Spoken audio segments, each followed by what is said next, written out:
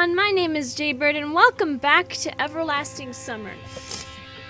So I was told in the comments last video that the reason why I didn't get what I wanted was because exactly what I thought, which is I didn't do the correct choices for those to actually become options for me.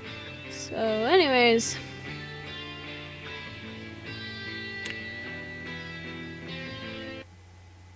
I don't know what time it was when Olga Dmitrievna woke me up, but even before opening my eyes, I felt the imminence of death. My whole body ached, I felt dizzy, my mind was clouded by haze. Simeon, wake up immediately or you'll miss breakfast and, more importantly, the lineup. I think breakfast is a little bit more important than lineup, but okay, whatever. Looks like the camp leader intends to exploit me to the fullest today, the same as any other day. I garbled something, covered my head with the blanket, and turned to the wall. In the end, Olga Dmitrievna's anger will never go beyond words. At least I really wanted to believe so then. Stand up right now, or what? I was going to say triumphantly, but kept silent. Not because of fear, just because I felt too lazy to open my mouth. Really, what could she do to me? Oh no. Lecture me at the lineup? Hang my photo on the wall of shame? Or use me for inhuman, alien experiments? Well, I'm ready for that too. Just let me sleep a couple of hours.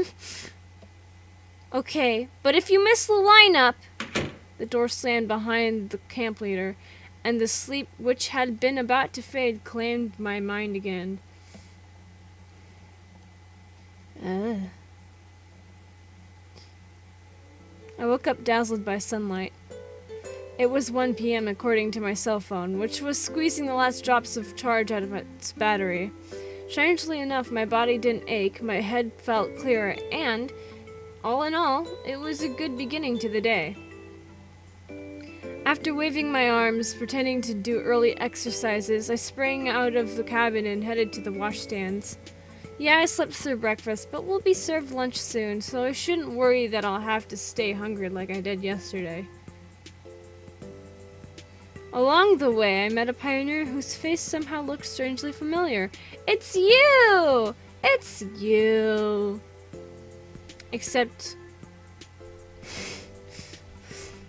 That looks so weird. It's Mr. Lunt, in human form. But I was going so fast I couldn't really see him, and when I turned around he was already gone around the corner. There was nobody near the washstands. Everyone is probably busy with Olga Dmitrievna's tasks and God knows what else. I quickly brushed my teeth, washed my face, and was already going to leave when I suddenly heard the sound of water flowing from the opposite tap. What the fuck? A pioneer leaned against a washstand over there. I couldn't see his face, but judging by his figure, he looked like the one I saw a couple of minutes ago. How are you doing? The sun's so bright today. I looked up into the sky, shielding my eyes with my palm. Yeah, nothing special. It wasn't easy to get a better look at the pioneer, given the way he stood. The bright sunlight that reflected from the water and shiny metal surfaces of the washstands heavily obscured his face, and I wasn't able to distinguish any single feature, except that he looks like Mr. Lunt from VeggieTales. The camp leader is angry today. So angry! His voice sounded painfully familiar, too. It's me. Well, she's always like that. Well, you'd know better, yeah. I tried to remember if I've ever heard this voice or seen this pioneer before. Well, see ya. He turned the water off and quickly marched towards the forest path. For a second I thought of following him, stopping him, but I quickly fought it off as I decided that it's not worth spoiling such a great morning with suspicions and burdensome speculations. Nature was a-glowing with the bright light of life. Lush treetops were rhythmically swaying in the wind, whispering to each other. The breeze gently stroked the high emerald grass. Birds were cooing in the shade, escaping the midday heat. The woods and fields, stretching beneath the horizon, were dissolving in warm sunlight. I don't know which month it is now, but... Is it now? I don't know which month it is now, but it looks like midsummer. I distinctly remembered the summer vacations of my childhood and youth, times of fun, leisure, and carefree joy. Childhood games, how many there were. How many there were? Yes, I'm Yoda, apparently. I wouldn't say no to playing war games or hide and seek now. Or swinging on a bungee. Swinging on a bungee. Or maybe building a sandcastle and inhabiting it with toy soldiers ready to defend their master to the last drop of their plastic blood. Plastic blood. I went to the square and sat on the bench, waiting for lunch. It looked like there wasn't much time left before it. From time to time, pioneers passed by me, sometimes alone, sometimes in pairs or groups of 3. But always someone I didn't know. Alyssa, Uliana, Lena, or Slavia were nowhere to be seen. Thoughts about the meaninglessness of existence were circling. What? Okay, stop getting edgy on me! Thoughts about the meaninglessness of existence were circling in my brain, but this didn't worry me on such a beautiful day. Okay, thank you for sharing? What? Just think about it. Who could think of grieving for his life lived in vain or lost early while basking in the rays of such a friendly sun? Okay then. Certainly not me. I looked upon Genda. He was meditating, as always. Now he definitely never gets any unnecessary doubts. I remembered my first hours in this camp and the day before, the anguish, the anxiety, and fear.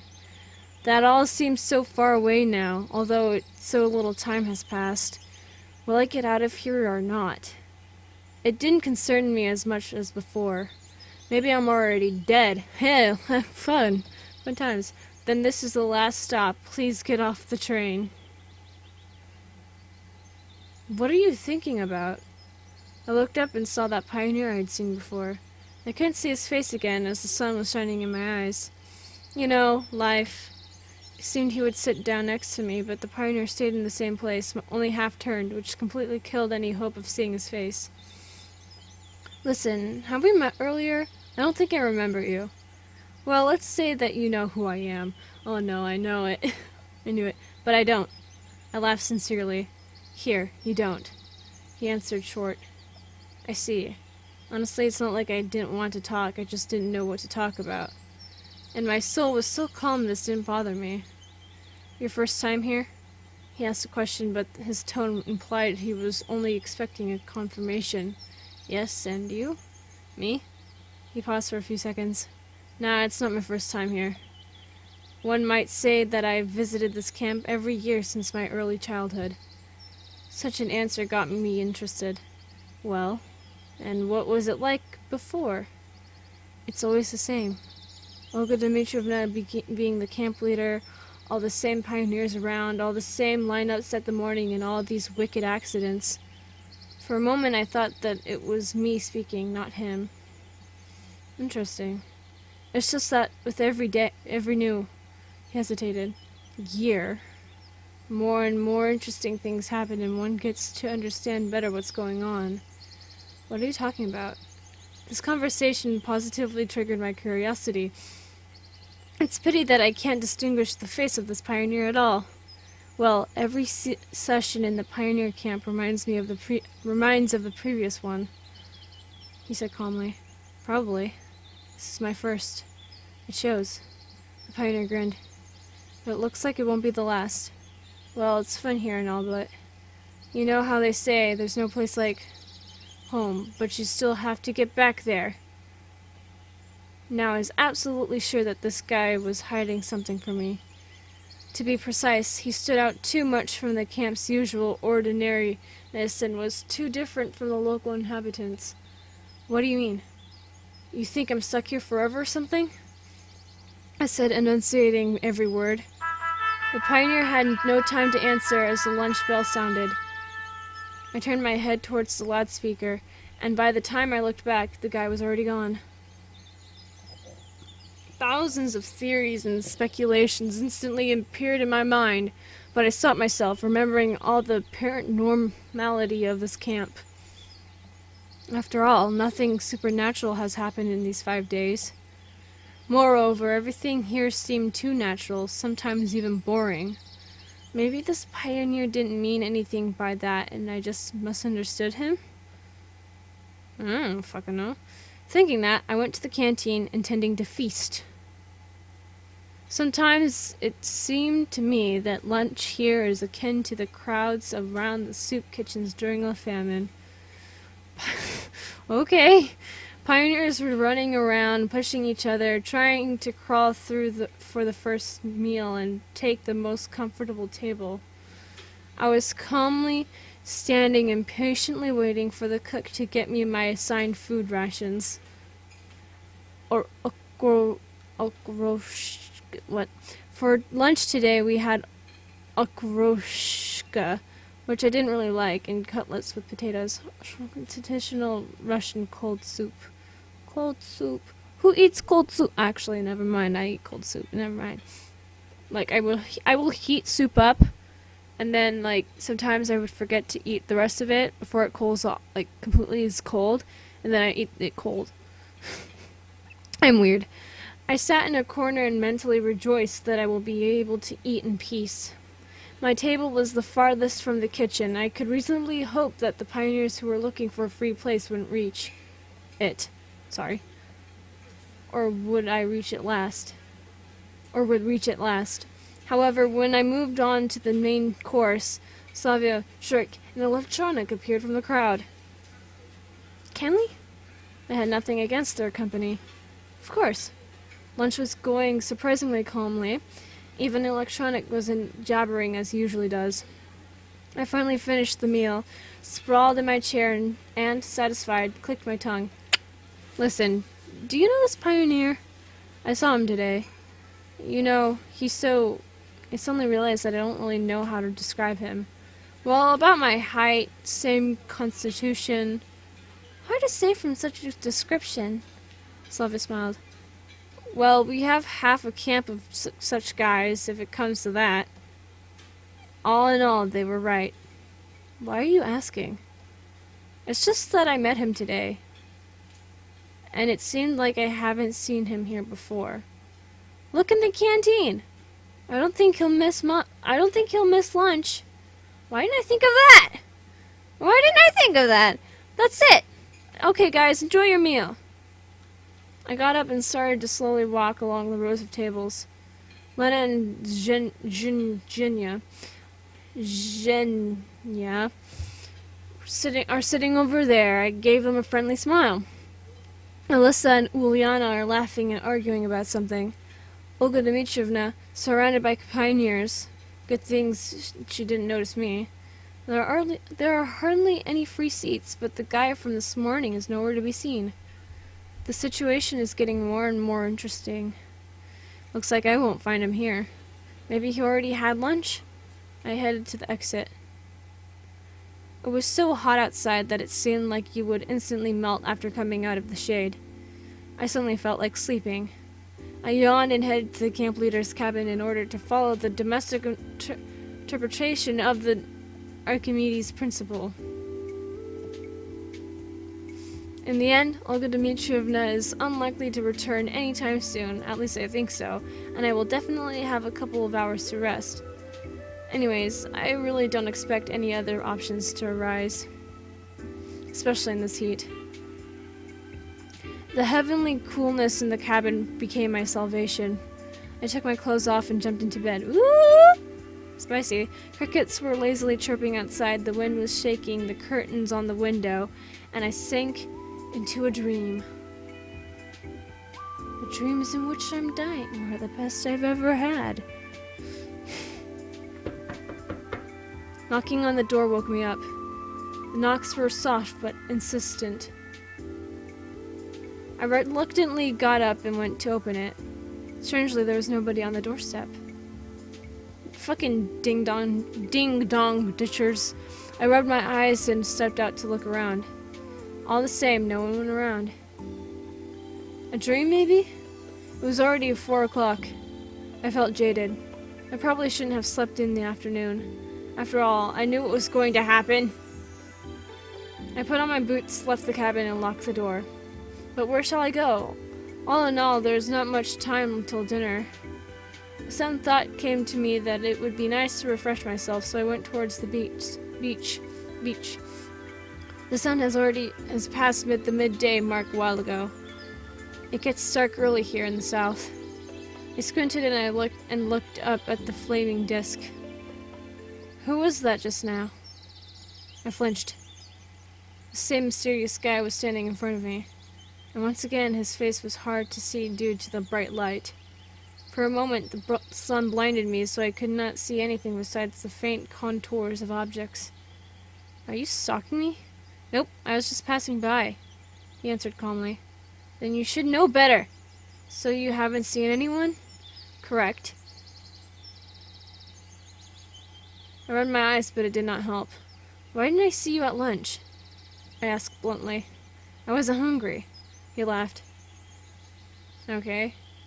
I blinked a few times and my vision came back, but the pioneer had miraculously disappeared once again. What the hell's going on here? And I was absolutely sure that there was something strange about that guy. He must be directly related to everything happening around here. I will have to find out. But for starters, it's good to confirm that I am not mistaken, and that he is not just a local pioneer. It was quite crowded at the beach. Quite crowded at the beach. It looked like everyone from the camp was here. Well, no wonder, it's so hot outside. Olga Dmitrievna was standing just a bit further apart from everyone, keeping an eye on her army of pioneers. As soon as I thought that coming here might not have been the best idea, she noticed me. Oh, fuck. Oh my god, look at those titties, though. Hey, Semyon! You weren't at the lineup, and in general, you were just lounging around all day. I didn't know how to answer. And just how are you planning on becoming a proper pioneer? She continued more softly. Olga Dmitrievna, in the camp, is there a pioneer who looks a lot like me? She looked surprised. Maybe, I don't know. Why do you ask? Oh, I am just curious. Well, we have a lot of boys here. Alright, never mind. Someone's yell came from the riverside and Olga Dmitrievna rushed in its direction. Well, it looks like I will be spared a lecture. I loaded myself onto the sand and stared at the pioneers playing in the water. After a few minutes of sitting here, Ulyana approached me. Why so sad? I'm not sad. Well, why are you sitting here alone? Why are you sitting all alone? Just thinking. About what? I decided to spare her my story about the mysterious pioneer. Well, imagine that you are chatting with a weird person, and you have to figure out what exactly is so weird about them. Simple, I would just ask them. She laughed. Too simple. But he won't answer. How do you know? Have you tried asking? No, but it's obvious. Ulyana did not answer, just sat down next to me and let out a tired sigh. I'm all swimmed out. And what if they know something but won't tell you? Make them! But how? For a bit longer, we sat together talking about random things, and then I got up, said goodbye, and went away. It's time to find the mysterious stranger and get all the answers. Hey, I'm recording right now. Can you leave me alone? Okay, well, I'm recording. Go away. Fucking people. Leave me alone. I'm trying to record a video. This is very important. Clearly. The first place to visit was the bus stop. After all, this is where it all began. The road was empty, as always. Only small dust tornadoes were occasionally visible on it. I was ready to turn around and go back to the camp, but then I heard someone whisper, "Don't trust him!" What? Someone was hiding behind the monument. What the fuck? Excuse me? Excuse me, what?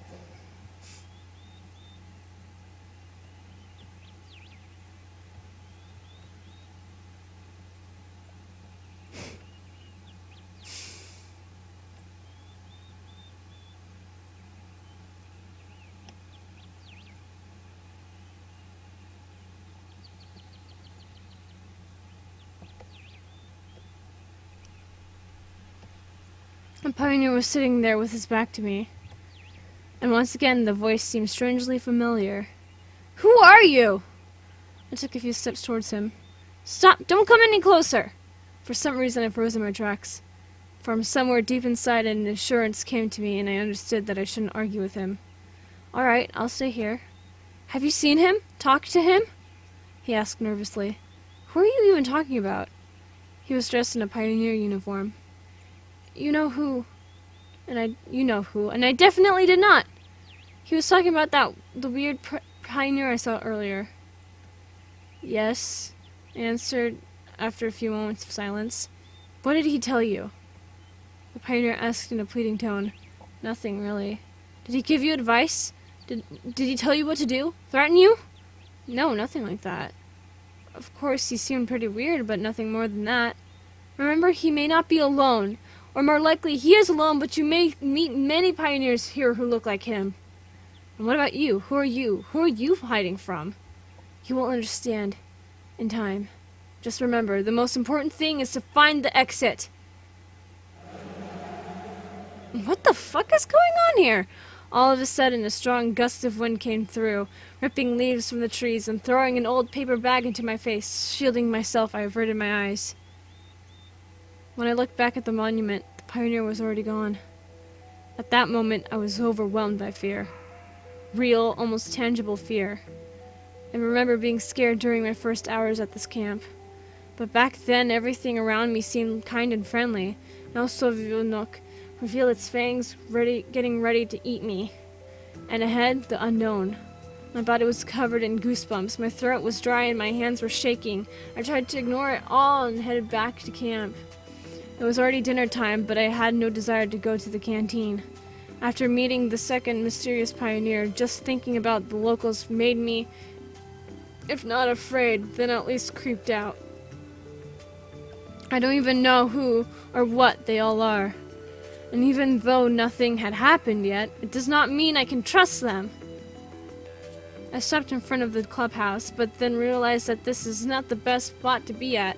I could run into someone, which is not something I wanted to do at the moment. I like this music, man. It's a jam. It's my jam now. Almost running, I hurried towards the forest and walked a few meters along the path before finally stopping. On one side, the mysterious pioneer, well, two of them to be precise. On the other, all the other inhabitants of this camp, who seemed absolutely normal. Either way, my decision to stand back and let everything resolve itself was under some serious pressure.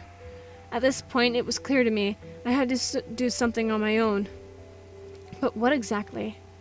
Everyone is probably having a dinner, so I have a good chance to make it to Olga Dmitrievna's place without being noticed.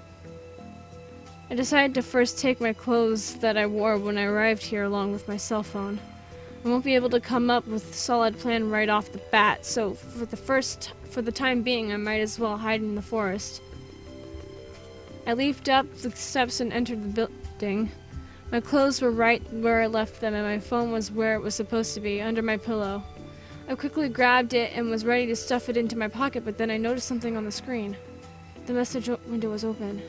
The text read, "You're wrong, Semyon. You are so wrong." It felt like my soul had left my body. I froze on the spot. I was shaking and my blood was pumping so hard, it felt like my skull was going to burst open from the pressure. It took at least a full minute for me to come back to senses. Olga Dmitrievna could have typed in the message, or one of the pioneers. It's easy to figure out how to do it, even if they're not familiar with this technology. But no one besides me should know where I keep the phone! This event was the straw that broke the camel's back. I rushed out of the house, determined never to come back here. Night fell on the campgrounds. Oh my god, this is getting intense, my dudes. Holy fuck. But with that being said, if you guys enjoyed this episode of Everlasting Summer and would like to see more of this wonderful game, then leave a like down below, leave a comment down below, share with your friends, subscribe if you haven't, ring that notification bell, and remember, Die safely. Bye-bye!